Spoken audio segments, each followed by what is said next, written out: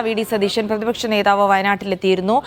മരിച്ച DCC treasurer NM വിജയന്റെ വീട് അദ്ദേഹം സന്ദർശിക്കുകയാണ്. ഇത്രയും മരിച്ച ശേഷം ഇത്രയും വലിയ വിവാദങ്ങളൊക്കെ ഉണ്ടായ ശേഷം ഇതാദ്യമായാണ് വി ഡി സതീശൻ NM വിജയന്റെ വീട്ടിലെത്തുന്നത് എന്നുള്ള പ്രത്യേകത കൂടിയുണ്ട്.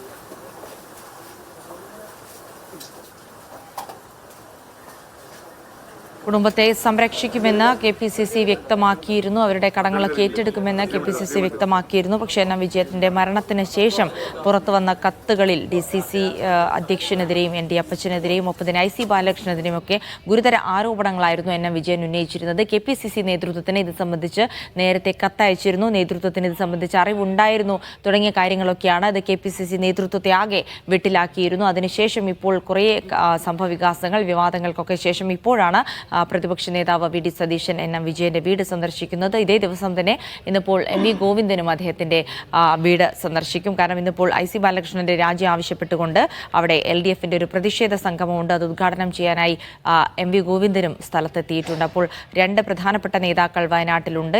വി ഡി സതീശൻ NM വിജയന്റെ വീട്ടിലേക്ക് കയറിപ്പോയിരിക്കുകയാണ്. അവരുടെ കുടുംബാംഗങ്ങളെ കണ്ട ശേഷം പുറത്ത് മാധ്യമങ്ങളോട് പ്രതികരിക്കുമെന്നാണ് പ്രതീക്ഷിക്കുന്നത്.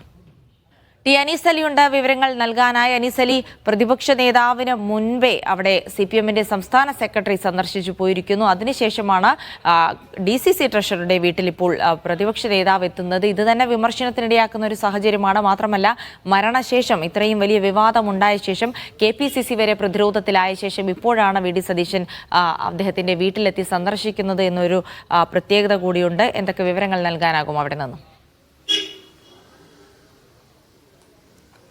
കോൺഗ്രസിന്റെ മുതിർന്ന നേതാക്കളായ തിരുവഞ്ചൂർ രാധാകൃഷ്ണന്റെ നേതൃത്വത്തിലുള്ള KPCC ഉപസമിതി ഈ വീട് സന്ദർശിക്കുകയും കുടുംബത്തെ ആശ്വസിപ്പിക്കുകയും കുടുംബം കൂടെ നിൽക്കും, കുടുംബത്തിന്റെ കൂടെ നിൽക്കും എന്ന് അറിയിക്കുകയും ചെയ്തിരുന്നു. പ്രതിപക്ഷ നേതാവ് വി ഡി സതീശൻ ഇപ്പോഴാണ് എത്തുന്നത്. അതേസമയം കുടുംബത്തെ മുതിർന്ന കോൺഗ്രസ് നേതാക്കളെല്ലാവരും തന്നെ ഇവിടെ എത്തി കുടുംബത്തിന് പിന്തുണ അറിയിച്ചിരുന്നു. ഇന്നിപ്പോൾ വി ഡി സതീശൻ എത്തിയിരിക്കുന്നു. വി ഡി സതീശൻ എത്തുന്നതിന്റെ തൊട്ടു മുമ്പായി MV ഗോവിന്ദൻ ഇവിടെ എത്തി. രണ്ടുപേരും ഇന്ന് ജില്ലയിൽ വിവിധ പരിപാടികൾക്കായി എത്തിയതാണ്. MV ഗോവിന്ദന്റെ പരിപാടി ഈ NM വിജയന്റെ മരണവുമായി ബന്ധപ്പെട്ട പ്രതിഷേധ സദസ്സാണ്. അതിപ്പോൾ അല്പസമയം മുമ്പ് അദ്ദേഹം ഉദ്ഘാടനം ചെയ്തു കഴിഞ്ഞു. അതിനു മുമ്പായാണ് അദ്ദേഹം NM വിജയന്റെ വീട് സന്ദർശിച്ചത്. കുടുംബാംഗങ്ങളെ കൂടെ നിർത്തും, കുടുംബാംഗങ്ങളെ സംരക്ഷിക്കേണ്ടത് കോൺഗ്രസ് ആണ്.